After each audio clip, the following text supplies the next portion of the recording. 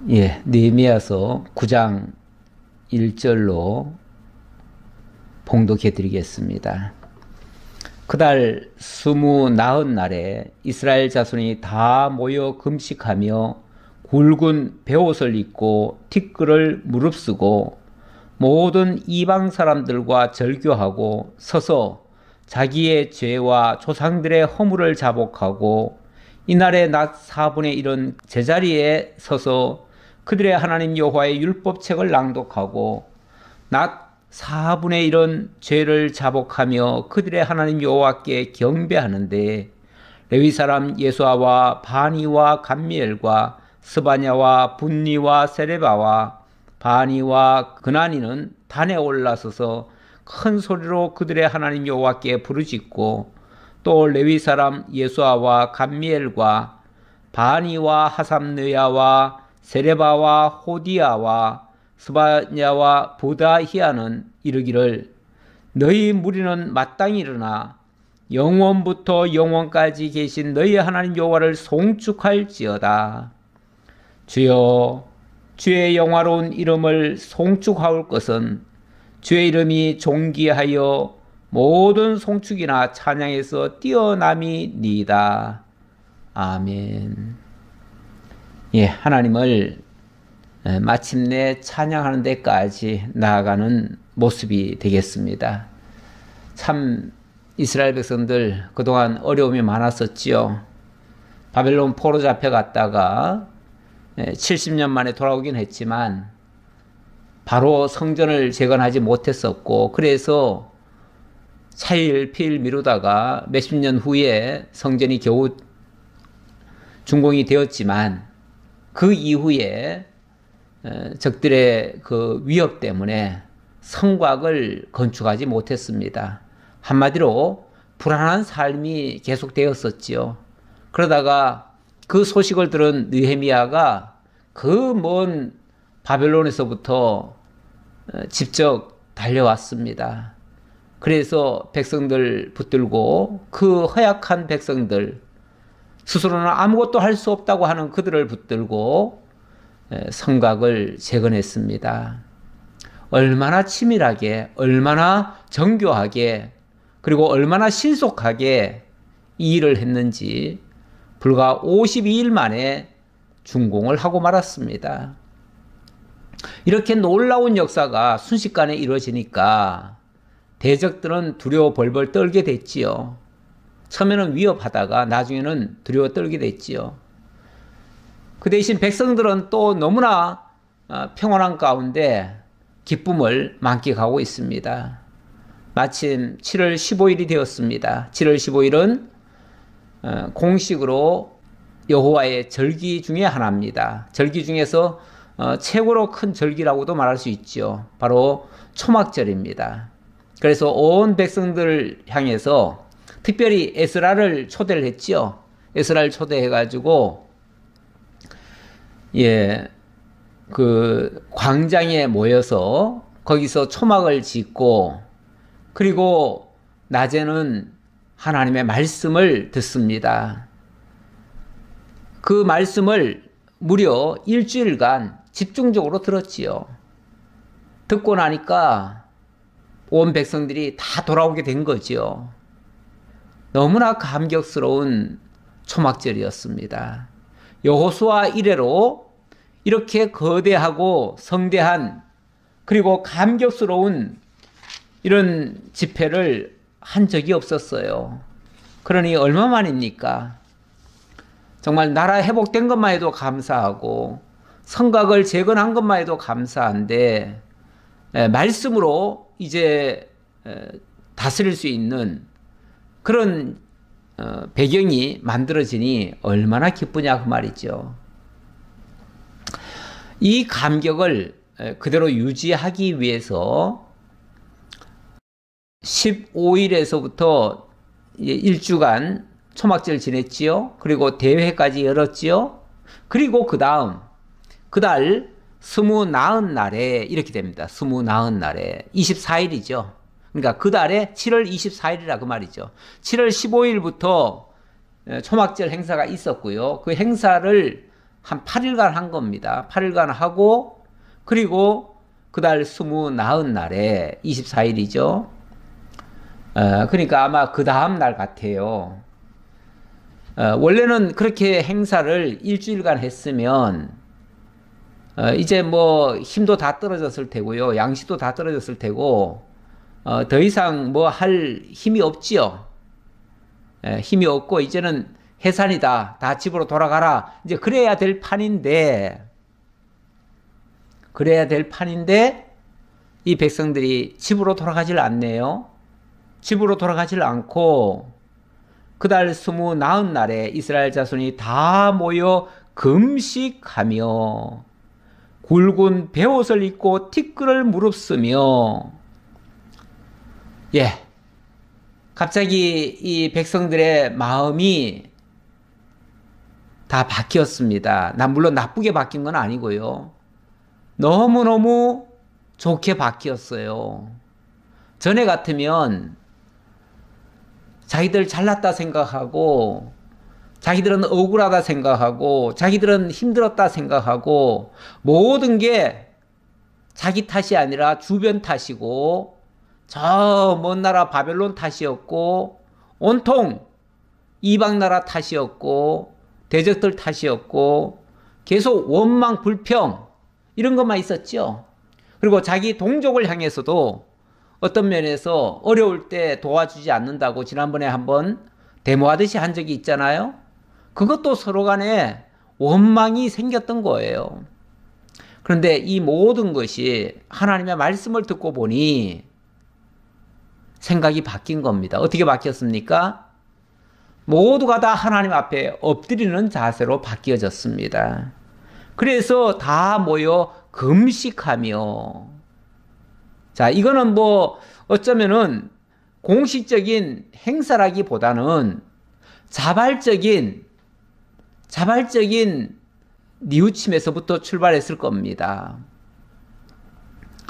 그래서 다 모여 집에 갈 생각을 안 하고 다 모여서 금식을 하고 굵은 베옷을 입고 티끌을 무릅쓰더라. 이거는 전형적인 회개하는 모습이죠. 회개하는 모습. 다시 말하면 하나님의 말씀을 듣고 깨닫고 보니 정말 잘못한 것은 바로 우리였구나. 정말 죽일 놈은 바로 나였구나. 내가 죄인이었구나. 내가 죄인 중에 괴수였구나. 이 사실을 깨달은 겁니다.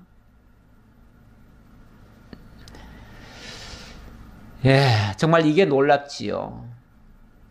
사람이요, 덜 된 사람 같으면요, 자기가 잘난 줄 압니다. 자기가 똑똑한 줄 알고요. 자기 판단이 다 옳은 줄 알고요. 그래서 맨날 큰 소리 치죠. 그리고 누구한테도 안 지려고 하지요. 그런데 좀 된 사람 같으면요, 좀 깨달은 사람 같으면요, 알고 보니 다 내 불찰이었습니다. 내가 잘못했습니다.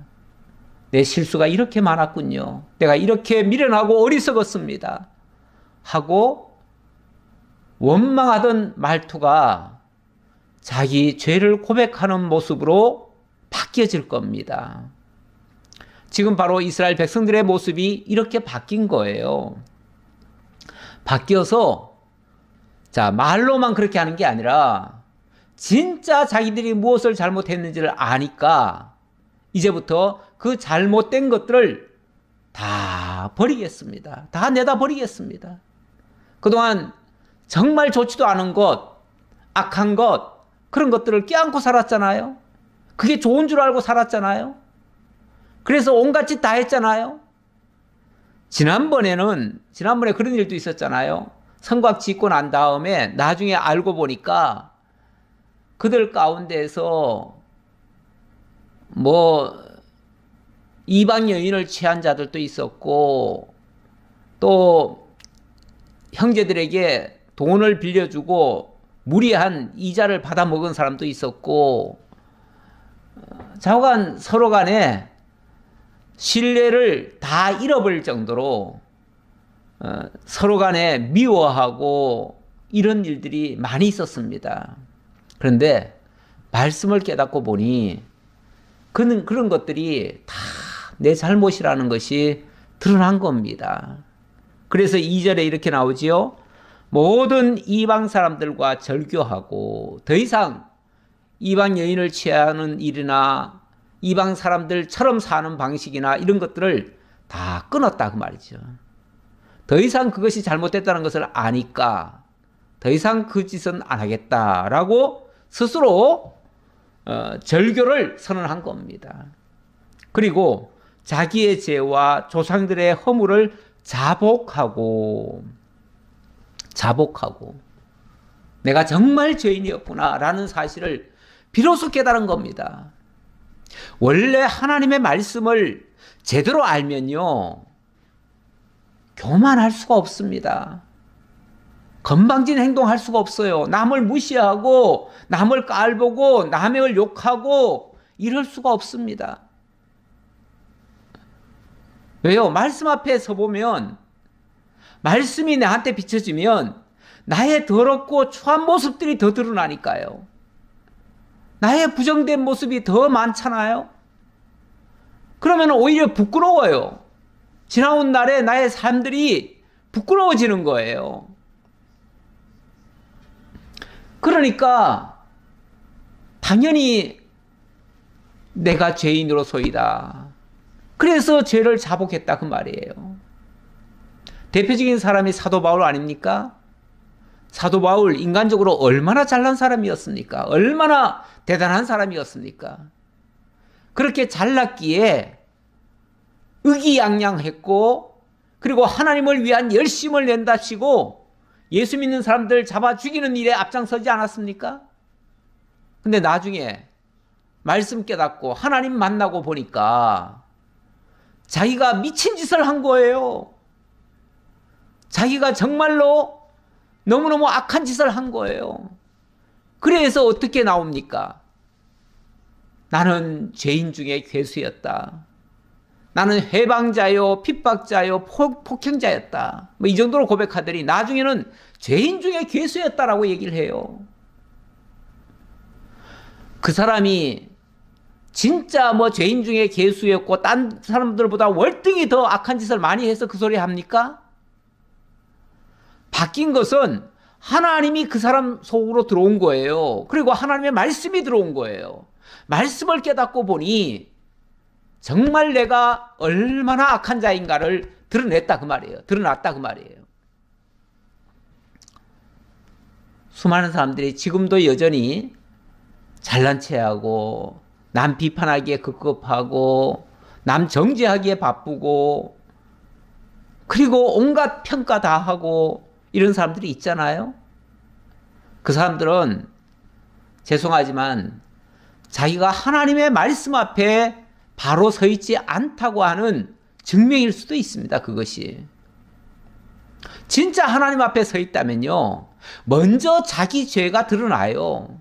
내 죄가 이만큼이고 내 눈에 들보가 이만큼 큰 게 있는데 어떻게 남의 눈에 있는 티끌 보고 그거 빼라고 말할 수 있겠어요? 어떻게 남을 정죄할 수가 있어요? 그리고 남을 나쁜 놈이라고 어떻게 정죄할 수가 있겠어요? 예. 그래서 말씀이 제대로 들려지면, 제대로 깨달아지면, 제대로 하나님의 말씀이 보이면 회개하는 것이 가장 급선무로 일어날 일들입니다. 그래서 우리가 복음을 들으면요, 그 전까지는, 복음 듣기 전까지는 다 자기가 의로운 줄 알다가 복음 듣고 나서부터 비로소 죄인인 줄 알고 그때 회개를 하게 되어집니다. 나는 죄인의 괴수로소이다. 아버지여, 나에게 긍휼을 베푸소서. 하나님의 은혜로만 제가 살겠나이다. 하나님의 은혜 아니면 나는 살 수 없습니다. 이렇게 자기의 연약함을 고백해요.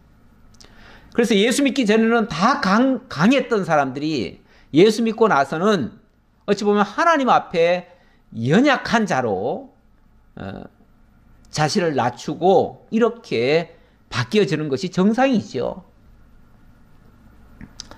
그래서 이들이 이들의 태도가 완전히 바뀌는 겁니다. 어떻게 바뀌는가? 3절에 보니까 이날에 낮 4분의 1은 그 자리에서 그들의 하나님 여호와의 율법책을 낭독하고 낮 4분의 1은 죄를 자복하며 그들의 하나님 여호와께 경배하는데, 4분의 1, 4분의 1이면 하루의 4분의 1이니까 하루가 12시간이라고 치면 12시간 중에 4분의 1이면 한 3시간 정도 되죠. 쉽게 말하면 하나님의 말씀을 3시간 동안 들었다 그 얘기예요. 3시간 동안 하나님의 말씀을 듣고 나서, 그리고 나서 한 3시간 동안을 하나님 앞에 정말 통해 자복하면서 회개했다 그 말이에요. 말씀은 듣는 만큼 또 회개도 나오는 겁니다. 그러니까 회개를 전혀 할 줄 모른다. 회개라는 게 없다. 아니, 나는 뭐 구원받았고 나는 의인 다 됐으니까 회개할 게 뭐 있어. 이렇게 얘기한다면 죄송하지만 그분은 아직 용서함을 다 받았는지 잘 모르겠습니다. 물론 뭐 그분은 아실는지 모르겠고 하나님은 아시겠죠. 그러나 진짜 자기가 완전한 자유인이 돼서 죄와는 전혀 무관한 그런 사람이 돼서, 그래서 떳떳하고 의롭고 힘있게 사는지는 모르겠으나 제가 봤을 때는 하나님의 말씀을 제대로 모르고 있을 수도 있습니다. 제대로 안다면 그렇게 교만할 수가 없어요. 그런데 말씀을 알면요, 정말 내가 얼마나 악한가가 오히려 드러날 수 있어요. 왜냐하면 이 말씀이라고 하는 게요, 일종의 강렬한 태양 같아요.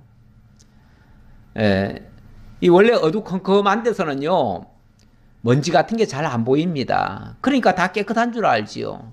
그런데 낮에 태양빛이 쫙 들어오면요, 뭐 여기저기서 먼지가 피어오르는 모습도 보이고요, 옷을 살짝 건드리면 옷에서도 막 먼지가 떨어지는 모습도 보이고요, 온통 먼지 구덩이에요.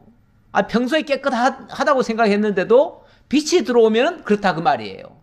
다시 말하면 내가 의로운 것 같아도 하나님의 말씀의 빛이 쫙 비치면은, 그리고 그 말씀이 깨달아지면 말씀 앞에서의 나의 모습은 죄인의 모습으로 보인다 그 말이에요.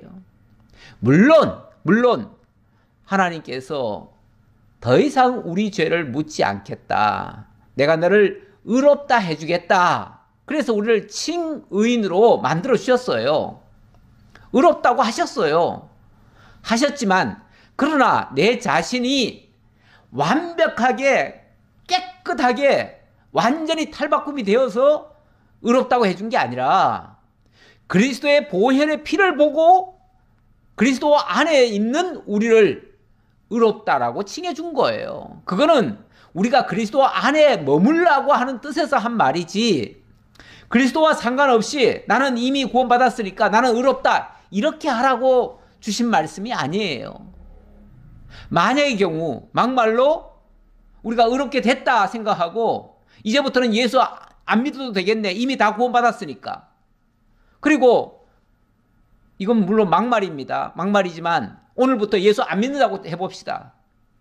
그리고 다시는 이제 예수 이름도 안 부르고 예수와 떨어져서 산다고 쳐봅시다.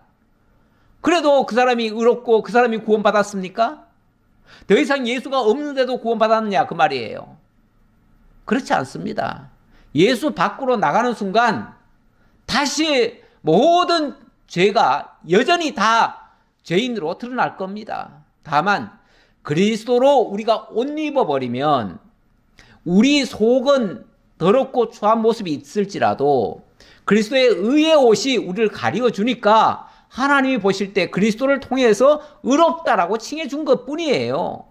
그러니까 우리 스스로가 의인이라고 착각하지 마시고 우리는 여전히 죄인임을 기억하고, 그래야 하나님의 은혜가, 하나님의 의가 고맙지 않습니까? 나 같은 죄인을 더 이상 죄를 묻지 아니하시고 그리고 의롭다 칭해주니 고맙지요. 분명히 죄인인데 죄를 안 묻겠다니 얼마나 감사해요. 그래서 그 감사의 그 고마움에 평생 빚을 지고 그 은혜를 정말 갚는 심정으로 살아가는 것이 신앙생활인 거예요. 그랬을 때에 정말 형제를 향해서 사랑하는 모습도 나오고 교회도 사랑하고 주의 백성들을 사랑하는 그런 모습들이 나오지 않겠어요? 내가 잘났다고 생각하면요, 남들은 다 못나 보여요. 그래서 애정도 안 가요. 못난 사람이 뭐 그렇게 사랑스럽겠어요? 밉지요. 저런 사람은 꼴 안 봤으면 좋겠다 싶지요. 심지어는 저런 사람 교회 안 나왔으면 좋겠다 이런 생각도 하지요. 그게 얼마나 우리가 악한 생각을 가지고 있는가를 보여주는, 여전히 우리는 정말 죄인 중에 괴수일 수밖에 없다는 그런 고백입니다. 그래서 오늘도 하나님의 은혜가 필요합니다. 하나님, 우리와 동행해 주옵소서. 주님 없으면 우리는 여전히 죄인입니다. 이렇게 고백해야 돼요. 그래서 날마다 주님의 은혜를 구하는 거예요. 사도 바울이 그 에베소 교회를 향해서 그런 말 하잖아요. 하나님의 은혜에 너희들을 부탁하겠다. 은혜 부탁한다. 늘 하나님의 은혜가 너희에게 있기를 원한다. 그래서 우리 예배 중에도 항상 그거 축원하잖아요. 예. 주 예수 그리스도의 은혜와 하나님의 사랑과 성령의 교통하심이 너희와 항상 함께 하시기를 축원한다. 이렇게 하잖아요. 그 축원이 날마다 그게 한 번 했으면 끝이 아니고 계속 필요하다고 말해요. 계속. 언제까지요? 주님 오시는 그날까지. 그 은혜가 계속 필요해요. 그래서 계속 축원해 주는 거예요.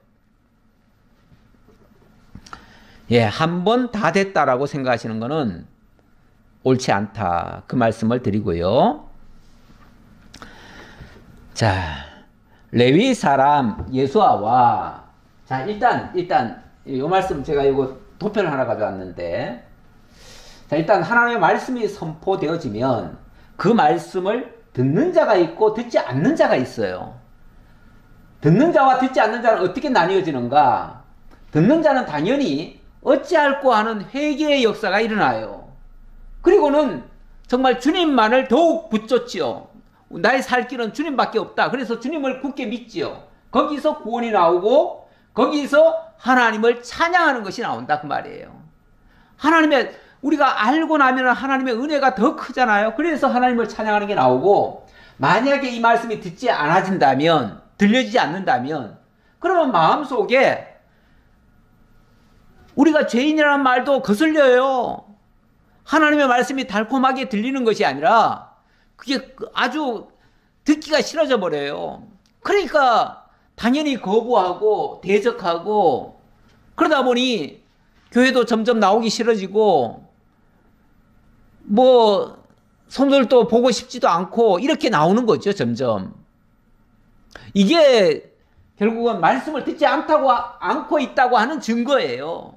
말씀을 듣는다면 먼저 내 자신의 연약함부터 나와야 맞아요. 나의 죄가 고발이 안 된다는 것은 말씀 안 듣고 있다는 얘기예요. 말씀이 들어오면 틀림없이 그 말씀의 빛에 의해서 내가 고발되어져야 되는데, 말씀이 안 들어오니까 그 현상이 계속 일어나고 있는 거예요. 그러니까 만약에 말씀 안 들으면요, 백날 천날 교회를 다녀도 안 바뀌어요. 내가 안 바뀌어요. 예. 내가 바뀌려면 말씀이 들려져야 됩니다. 우리를 바꿀 수 있는 능력은요, 뭐 목사가 바꿀 수 있는 게 아니에요. 성도도 바꿀 수 있는 게 아니에요. 하나님의 말씀이 바꿔요. 하나님의 말씀이. 하나님의 말씀을 듣고 정말 자기 부족함이 느껴지고, 그렇다면 정말 회개하고, 그리고 예수를 믿어야지요. 그래야 정말 내가 그 부정적인 시각에서 긍정적인 시각으로 바뀌어지는 거죠. 이런 사람이 정말 다 되기를 진심으로 기원합니다. 4절이죠. 예, 4절. 자, 이걸 좀 보면서 얘기하지요. 예, 4절. 레위 사람 예수아와 바니와 감미엘과 스바냐와 분니와 세레바와 바니와 그나니는 단에 올라서서 큰 소리로 그들의 하나님 여호와께 부르짖고, 물론 여기 열거된 사람들은 다 레위인들, 지도자들입니다. 지도자들이 하나님의 말씀으로 저들에게 외치고, 그리고 그 말씀 앞에 정말 회개를 부르짖고 이렇게 한 겁니다. 또 레위 사람 예수아와 감미엘과 바니와 하삼느야와 세레바와 호디야와 스바냐와 부다히아는 이르기를 너희 무리는 마땅히 일어나 영원부터 영원까지 계신 너희 하나님 여호와를 송축할지어다. 송축할지어다. 예. 자, 이렇게 자복하고 회개하는 사람들, 그들의 심령이 정말 바뀌는 겁니다. 바뀌어지면 하나님께로부터 받은 은혜가 깨달아지고요. 그게 깨달아지면 감사함으로 바뀌는 겁니다. 그래서 진정한 회개라고 하는 거는요, 꼭 슬퍼서만 하는 게 아니고요, 우울하게만 하는 게 아니고, 오히려 하나님께서 새롭게 만들어서 하나님을 찬양하는 삶, 그 찬양하는 삶이 세상에 나가서 모든 것을 이겨낼 수 있는 삶, 승리의 삶으로 바뀌어지는 거예요. 그렇게 하나님을 찬양하자, 결국 승리하자, 그 말이나 똑같아요. 예. 그래서 찬양하는 모습 볼까요? 어떻게 찬양하는가? 주여, 주의 영화로운 이름을 송축하올 것은 주의 이름이 존귀하여 모든 송축이나 찬양에서 뛰어남이니이다. 이 세상 그 무엇보다도 더 위대하신 하나님, 그 위대하신 하나님이 친히 우리를 돌보시고 우리에게 은혜를 베푸시고 날마다 공급하시는 그 힘으로 우리가 살아가니 정말 찬양할 만하지요. 예. 자, 그 얘기를 하고요. 뭐 이것도 비슷한 말씀인데 로마서를 말씀을 가져온 거는 어쨌든 말씀을 들어야 된다. 듣지 않으면 우리는 안 변한다. 안 바뀐다. 믿지도 못한다. 듣지 않으면. 그 얘기 하려고요. 내가 만일 내 입으로 예수를 주로 시인하며 내 하나님께서 그를 죽은 자 가운데서 살리신 것을 내 마음에 믿으면 구원을 받으리라. 일단은 원래 우리 구원이라고 하는 것은 예수를 믿음으로 말미암아 이루어지거든요. 그런데 이루어지는 그 과정에 먼저 전제가 있어요. 뭐가 전제가 있느냐면 사람이 마음으로 믿어 의에 이르고 입으로 시인해서 구원에 이르는데, 자, 그렇게 되려면 그러므로 믿음은 들음에서 나며 들으면 그리스도의 말씀으로 말미암았느니라.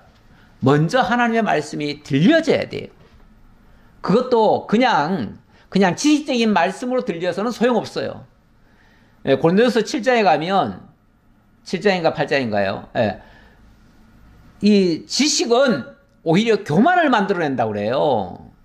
그러니까 이 학적인 지식, 정말 하나님을 알면 지식이 아니라 뭐 성경의 내용을 아는 지식 또는 무슨 역사를 배우는 지식, 뭐 이런 지식, 우리 자칫하면은 그런 지식주의에 빠질 수 있거든요.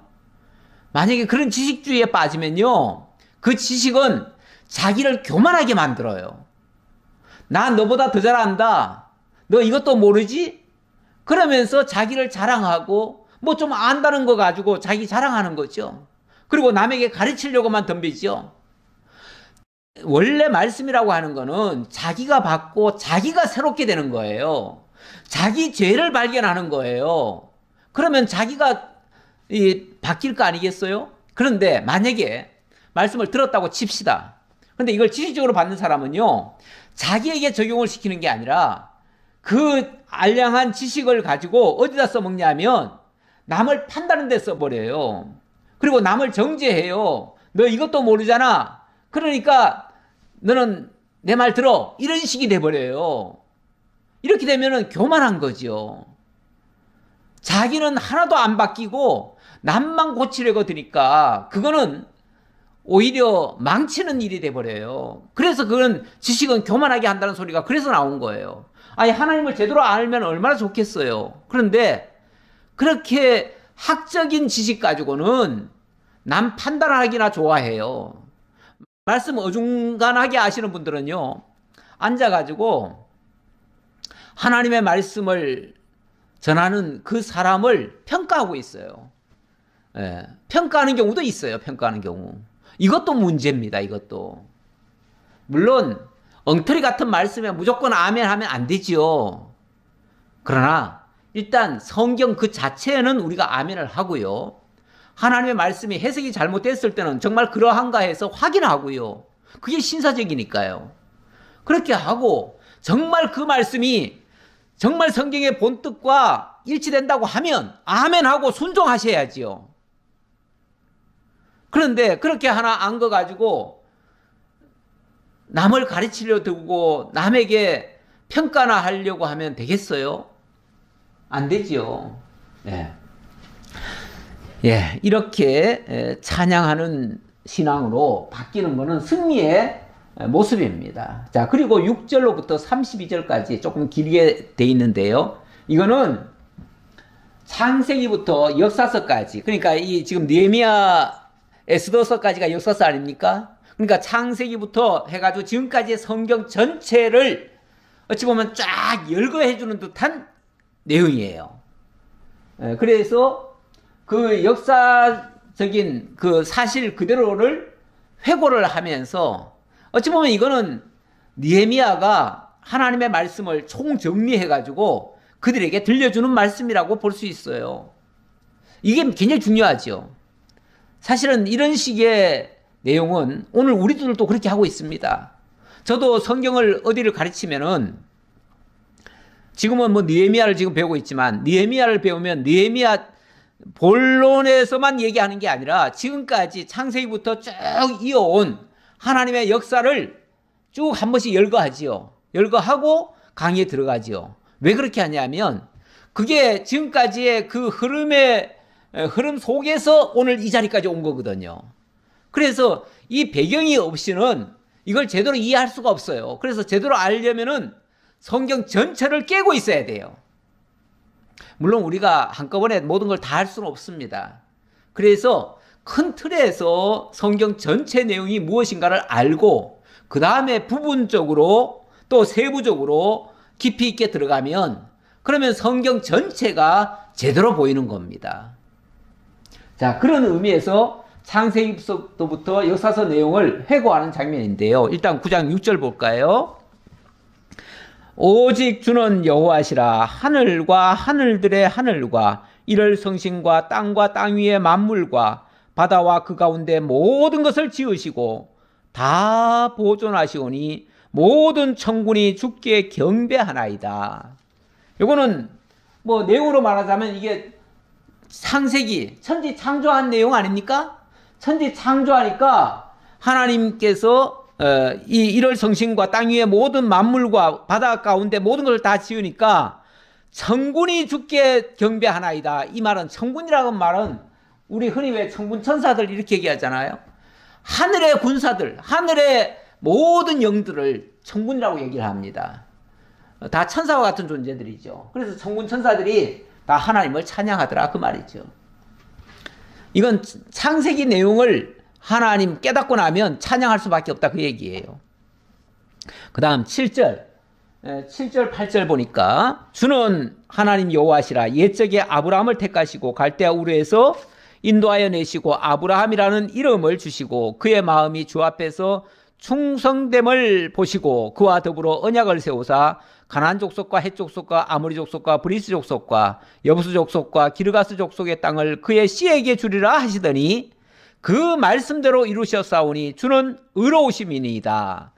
하나님이 언약하시고 언약대로 이루셨으니 하나님은 정말 의로우신 분이십니다. 그 얘기죠. 신실하신 분이십니다. 이런 의미로 한 말 같아요. 네, 바로 믿음의 조상 아브라함과 언약을 맺어주신 것에 대한 찬양입니다. 이게 창세기 전체 내용 아닙니까? 네. 그 다음 9절입니다. 9절로 12절의 내용은 애굽 땅 종됐던 집에서 출애굽하게 하심을 찬양하는 내용이라고 볼 수 있는데요. 11절이죠. 또 주께서 우리 조상들 앞에서 바다를 갈라지게 하사 그들이 바다 가운데를 육지같이 통과하게 하시고 쫓아오는 자들을 돌을 큰 물에 던진같이 깊은 물에 던지시고 이게 출애굽한 내용 아닙니까? 그리고 낮에는 구름 기둥으로 인도하시고 밤에는 불 기둥으로 그들의 행할 길을 그들에게 비추셨사오며 또 신의 산에 강림하시고 또 하늘에서부터 그들에게 말씀하사 정직한 규례와 진정한 율법과 선한 율례와 계명을 그들에게 주시고, 이게 이스라엘 백성들을 광야로 인도해 가지고 신의 산으로 데리고 와서 신의 산에서 십계명을 주시고 하나님의 율법을 주신 그 내용 아닙니까? 네, 그 내용이죠. 출애굽기 얘기입니다. 그 다음 거룩한 안식일을 그들에게 알리시며 그의 종 모세를 통하여 계명과 율례와 율법을 그들에게 명령하시고 그들의 굶주림 때문에 그들에게 양식을 주시며 그들의 목마름 때문에 그들에게 반석에서 물을 내시고 또 주께서 옛적에 손을 들어 맹세하시고 주겠다고 하신 땅을 들어가서 차지하라 말씀하셨사오나, 이게 뭡니까? 이게 레위기, 그러니까 뭐 계명과 율례 주셨다는 말은 레위기고요. 그 다음에 내용은 계명과 율례 거룩히 구별한 건 이건 레위기 얘기고, 그 다음 얘기는 또 민수기 얘기예요. 그래서 광야에서 그들에서 물이 없다고 하니까 반석에서 물이 나게 하시고 양식이 없다고 하니까 하늘에서 또 만나를 내려주셨잖아요. 그렇게 하셨다 그 말이에요. 그리고 약속의 땅 가나안을 향해서 계속 가게 했지요. 그런데 가다가 가데스 바네아에서 뭐 했습니까? 순종을 안 하고 거역을 했죠. 거역. 가데스 바네아에서 약속의 땅 가나안으로 들어가라 했는데 못 가겠다고 나자빠졌잖아요.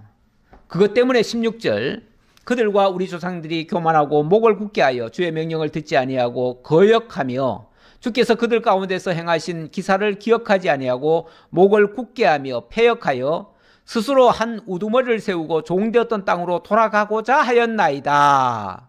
돌아가고자 하였나이다. 그래가지고 가데스 바네아에서 획 돌아섰잖아요. 그래서 우리 못 들어가겠습니다. 그래가지고 그러면 너들 광야에서 40년간 너희들 방황해라. 그래가지고 하나님이 광야로 인도하신 거 아닙니까? 그러나 주께서는 용서하시는 하나님이시라 은혜로우시며 긍휼히 여기시며 더디 노하시며 인자가 풍부하심으로 그들을 버리지 아니하셨나이다. 그때 완전히 버릴 수도 있었어요. 그런데 하나님이 버리지 아니하시고 그래도 인내하시면서 40년간 그들을 이끌고 나왔어요.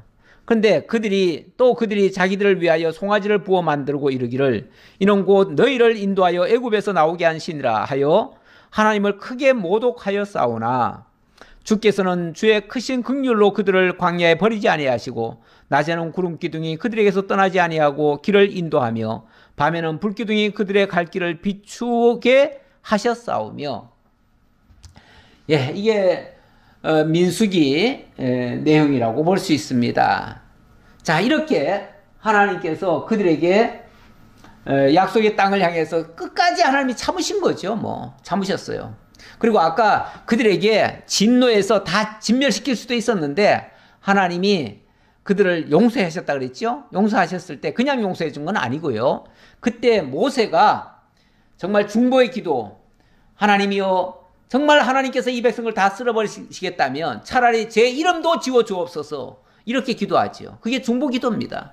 결국 모세가 그런 중보 기도를 하니까 하나님께서 그들을 용서해 주신 거예요. 오늘날도 마찬가지예요. 오늘날 우리가 엄청나게 죄가 있습니다. 사실은 다 그대로 죄는 다 그대로 있어요. 육신이 있는 한 죄성을 그대로 가지고 있어요. 그런데 우리가 하나님께로부터 용서함을 받았어요. 이유는 뭡니까? 바로 예수 그리스도의 중보의 기도 때문이에요. 예수 그리스도가 내 대신 죄 짐을 져주시고 나 대신 죽어주시고 나 대신 음부에서 나를 이끌어내주시고 그리고 나를 결국 하나님의 보좌에 앉도록 그렇게 하신 거예요. 하나님의 백성으로. 그래서 에베소서에 우리를 음부에서 건져가지고 하늘에 앉히시니 그렇게 하잖아요. 마귀에게 사로잡혔던 자들을 사로잡아가지고 그래서 하나님의 그 보좌에 앉도록 하셨다 그 말이에요. 물론 이건 장래 이야기니까. 그렇게 하신 하나님, 그 하나님이 우리를 용서하신 거지 나 때문이 아니라 우리 주 예수 그리스도 때문에 그리스도를 보하셔서 용서해 주신 거지 우리가 잘해서 그런 건 아니다. 또 주의 선한 영을 주사 그들을 가르치시며 주의 만나가 그들의 입에서 끊어지지 않게 하시고 그들의 목마름을 인하여 그들에게 물을 주어 40년 동안 들에서 기르시되 부족함이 없게 하심으로 그 옷이 헤어지지 아니하였고 발이 부르트지 아니하였사오며. 그렇죠. 광야 생활 얼마나 거칠었습니까? 그런데 사실 지나놓고 보니까 하나님이 다 채워주신 거예요.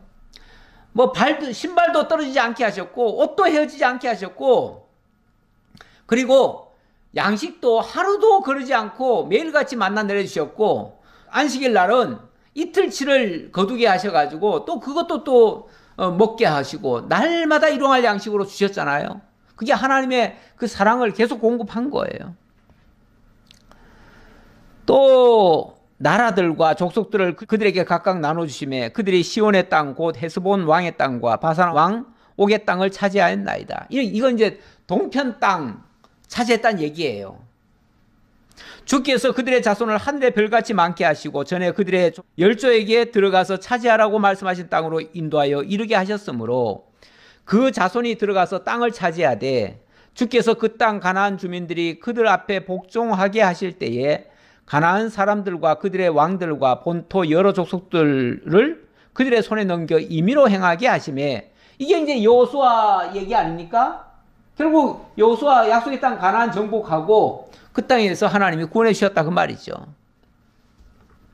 그들이 견고한 성읍들과 기름진 땅을 점령하고 모든 아름다운 물건이 가득한 집과 판 우물과 포도원과 감람원과 허다한 과목을 차지하여 배불리 먹어 살찌고 주의 큰 복을 즐겼사오나. 예, 즐겼어요. 정말 복을 누렸어요. 복을 누렸어요. 하나님이 거저 아까 그랬잖아요. 거기에 아름다운 물건이 가득한 땅, 집, 우물, 포도원, 감람원, 허다한 과목들, 자기네들이 농사 지었습니까? 자기네들이 집 지었습니까? 다 하나님이 먼저 가나안 족속들로 하여금 다 짓게 하고 이스라엘 백성들에게 거저 복으로 주신 거예요. 그리고 누리게 하신 거예요.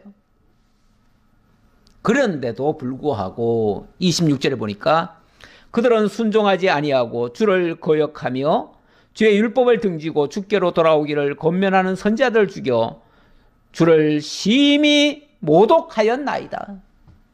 그런데도 그들이 자기 소견에 옳은 대로 행했지요. 그리고 뭐 했습니까? 죄 많이 지었지요.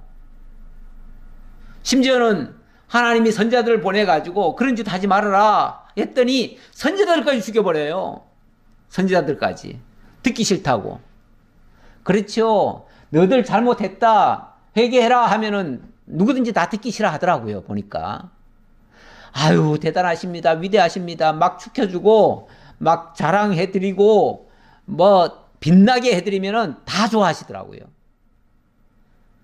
물론 세상 사람들은 그렇게도 말해요. 칭찬은 고래도 춤추게 한다고요. 그래서 날마다 칭찬하래요. 날마다 잘한다고 하라는 거예요. 축혀주라는 거예요. 그러면은 온갖 거 다 내놓고 고래도 춤추게 하니까 아무리 미련한 사람도 다 내놓고 다 봉사하고 다 열심히 하더라. 교회도 그래야 부흥한다. 그런 뜻이죠. 사람들 막 축혀주고 자존심 높여주고 팍팍 기살려주면 다 좋아하겠지요. 그러나 그렇게 되면 하나님 앞에는 그 사람이 옳게 성장할 수가 없어요. 그래서 때로는 잘못된 부분을 지적도 하고 바르게 고치도록 말을 해줘야 될 거 아니겠어요? 그런데 우리가 그런 말 하면 인기를 잃어요. 예. 정말 잘못을 한번 지적했다가 정말 뉘우치고 회개하고 진정으로 돌아오는 사람을 그렇게 많이 못 봤습니다. 참 안타까운 일이에요. 안타까운 일. 예.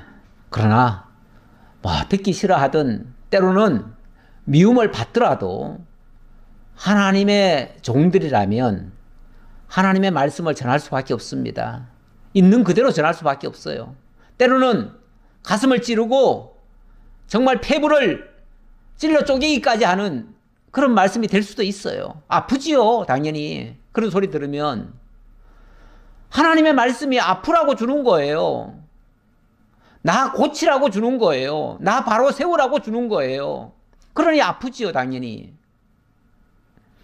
우리가 비바람을 맞아도 아픈데, 날씨만 좀 추워도 아픈데 어떻게 하나님의 말씀을 받고 안 아플 생각을 하십니까? 항상 좋기만 생각하십니까? 물론 그 결과는 그 아픔을 겪고 정말 통에 자복하고 눈물 흘리면 하나님이 더 큰 위로로 주시고 더 큰 승리로 안겨다 주실 거예요. 결국은 더 잘되게 하시려고 하나님이 하시는 거지 우리 망하게 하시려고 그렇게 아픈 소리 하시는 게 아니에요. 다시 주의 율법을 복종하게 하시려고 그들을 경계하셨으나 그들이 교만하여 사람이 준행하면 그 가운데서 삶을 얻는 주의 계명을 듣지 아니하며 주의 규례를 범하여 고집하는 어깨를 내밀며 목을 굳게 하여 듣지 아니하였나이다. 예, 다시 잘못했을 때 좀 선자 보내가지고 책망하고 뭐 하면은 제대로 돌아서는 사람 없더라 그 말이죠. 오히려 목을 고집하고 고집하는 어깨를 내밀고 목을 굳게 하고 듣지 않더라. 그러나 주께서 그들을 여러 해 동안 참으시고 또 주의 선지자들을 통하여 주의 영으로 그들을 경계하시되 그들이 듣지 아니하므로 열방 사람들의 손에 넘기시고도 주의 크신 긍휼로 그들을 아주 멸하지 아니하시며 버리지도 아니하셨사오니 주는 은혜로우시고 불쌍히 여기시는 하나님이시니이다. 예, 그렇게 해서 하나님이 결국은 이스라엘 백성들을 저 바벨론으로 포로 잡혀가게 했잖아요. 징계 맞은 거죠.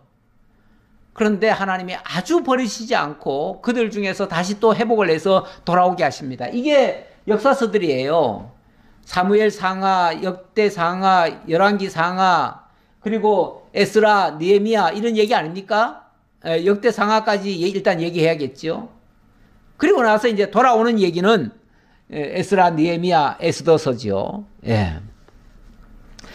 그런데도 하나님이 그들을 아주 버리지 않고 이렇게 은혜를 베푸셨다.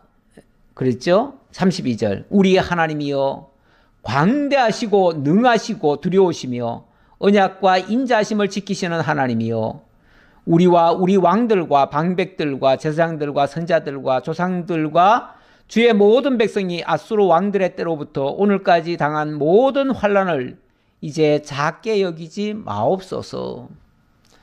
뭐 아무것도 아닌 것처럼 생각하지 마시고, 역사는 지나간 역사는요 슬픈 역사든 아픈 역사든 있는 그대로 알기는 알아야 됩니다. 우리가 부끄럽다고 해가지고 옛날에 치욕적인 역사들을 다 지워버리기도 하는데요. 지워버리면은 그 아픔을 다시 겪을 수도 있어요. 그래서 지우지 말고요. 그거를 흔적으로 남겨야 돼요. 사도 바울이 우리가 예수 믿는 흔적, 예수 그리스도의 흔적을 나도 가지고 있다 이런 표현을 했는데, 그렇죠. 예수 믿기 전에 정말 잘 나가던 사도 바울이 예수 믿고 나서 꼬꾸라졌고 눈이 멀었었고 정말 장애가 많이 생겼어요. 그 뒤로 생겼는데 나중에 복음 전할 때 눈도 안 좋지요. 뭐 여러 가지가 안 좋은 부분이 있어가지고 위도 안 좋았고요. 그래가지고 하나님 앞에 기도했잖아요. 3번이나 제가 복음 전하는데 이것 때문에 어려움 겪으니 하나님 이거 좀 치료해 주세요 하고 기도했더니 하나님의 응답이 내 은혜가 내게 족하도다. 그래서 사도 바울이 나중에는 그렇게 얘기하죠. 내가 예수 그리스도의 흔적을 가졌노라. 예수 전하다가 매를 맞고 뭐 쫓겨나고 그러니까 뭐 여기저기 상처가 많겠죠. 상처가 엄청 많을 겁니다. 근데 그 상처들을 뭐라고 생각했냐면 예수 그리스도를 만나고 그리스도를 쫓느라고 받은 그 흔적들이에요. 흔적들을 가지고 있으면요 하나님의 은혜를 절대 떠날 수가 없습니다. 예, 다시는 두 번 다시는 하나님 곁을 떠나려고 하지 않지요. 그래서 흔적이 다른 생각을 가지지 못하도록 우리를 막아주는 역할을 해요. 그래서 예수 흔적 가지고 있는 건 좋습니다. 우리가 예수 믿노라고 당하는 흔적, 당하는 어려움들, 그것 때문에 받은 상처들, 그런 거 있으면요. 물론 그거를 무슨 뭐 악심을 느끼듯이 나는 절대 잊을 수가 없어. 그거는 보복하겠다는 얘기 아닙니까? 그런 식의 잊지 않음이 아니라 정말 내가 교만해지지 않도록, 다시 옛날로 돌아가지 않도록, 그래서 무슨 예를 들어서 무슨 나쁜 생각이 들면은 문득 그 말씀이 생각나고, 또는 그 일이 생각이 나서 내가 전에 하나님 잘 모르고 이렇게 망령된 짓을 했던 거를 돌이키면서 하나님 앞에 바로 돌아오는 계기로 삼아야지요. 그런 의미에서의 흔적을 가지라는 거지, 무슨 보복하라는 식으로 흔적 가지라는 얘기는 절대 아니에요. 예, 사도행전 말씀을 가져온 거는 지금 여기서 창세기서부터 역사서를 쭉 열거했잖아요. 열거하면서 그 가운데서 하나님의 역사를 증거한 겁니다. 사도행전은 스데반이 바로 그런 식으로 설교하는 장면이 나와요. 이거는 스데반의 마지막 설교고, 스데반이 이 설교하고 나서 맞아 죽습니다. 돌에 맞아 죽어요.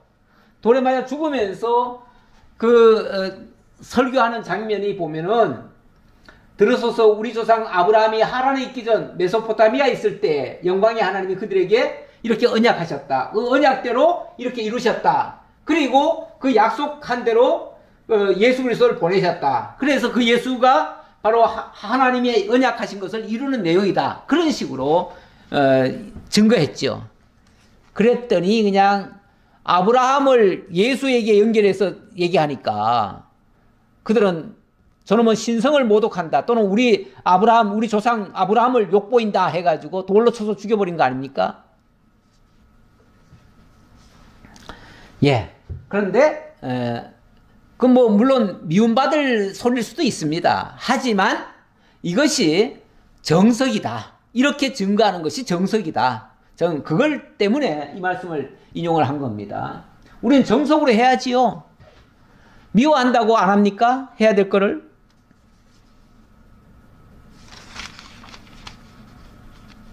예, 그냥 요 뒷부분은 다음 주에 하도록 하지요. 예. 이제 제가 서두에 우리 하나님이 우리의 죄를 다 묻는다면 정말 누가 하나님 앞에 설 수 있겠습니까? 그런데 하나님이 은혜로 죄인들을 은혜로 덮어주신 겁니다. 그래서 그 은혜에 늘 감사하고, 정말 내 자신에 대해서는 늘 통회하는 마음, 그리고 하나님 앞에서는 정말 감사하는 마음, 그래서 늘 찬송하는 그런 삶으로 살아야 된다라고 했는데, 시편에 보니까 130편 3절에 이런 말씀이 있어요. 여호와여, 주께서 죄악을 지켜보실진데 주여 누가 서리이까? 그러나 사유하심이 주께 있으면 주를 경외케 하심이니이다. 다시 말하면 우리가 죄인 된 상태에서 그대로는 하나님 앞에 나아갈 수가 없습니다. 왜냐하면 하나님은 의로우신 분이고 거룩하신 분인데, 이 부정한 인간이 어떻게 하나님 앞에 나아갈 수 있겠습니까? 그런데 하나님의 사유하심이 우리를 덮어주셨다, 그 말이죠. 바로 예수 그리스도의 피를 제물로 받으시고 우리를 사신 거예요. 그래서 나고 내 영혼은 여호와를 기다리며 나는 주의 말씀을 바라는도다. 파수꾼이 아침을 기다림보다 내 영혼이 주를 더 기다리나니 참으로 파수꾼이 아침을 기다림보다 더하도다. 이래서 정말 그 하나님의 용서함을 받은 자는 늘 하나님을 사모하며 하나님을 경외하는 그런 자세로 살아가게 된다, 그 얘기예요. 이스라엘아, 여호와를 바랄지어다. 여호와께서는 인자하심과 풍성한 속량이 있음이라. 그가 이스라엘을 그의 모든 죄악에서 속량하시리로다. 이렇게 하시는 그 하나님이 우리를 용서하시고 우리로 하여금 하나님의 은혜의 영광을 찬양하도록 하십니다. 이 감격의 삶이 우리들 신앙 속에서 솟구쳐 나오시기를 진심으로 기원합니다. 아버지, 감사합니다. 오늘도 저희들에게 수요 예배를 통해서 느헤미야가 하나님의 말씀으로 먼저 선포하고, 그 말씀 앞에 백성들이 회개하고 또 하나님께로부터 용서함을 받았음을 감사하고 기뻐하며 그 은혜의 영광을 찬송하도록 하는 이 놀라운 역사들을 살펴보았습니다. 오늘 우리의 삶도 하나님께로부터 용서받은 자들입니다. 여전히 죄의 모습이 그대로 있지만 이미 예수 그리스도를 통해서 용서함 받았사오니 이제 우리는 그 감사함과 기쁨으로 하나님 찬양하는 삶으로 살아갈 수 있도록 역사해 주옵소서. 우리들과 늘 함께 하실 우리 주 예수 그리스도의 이름으로 기도하옵나이다. 아멘.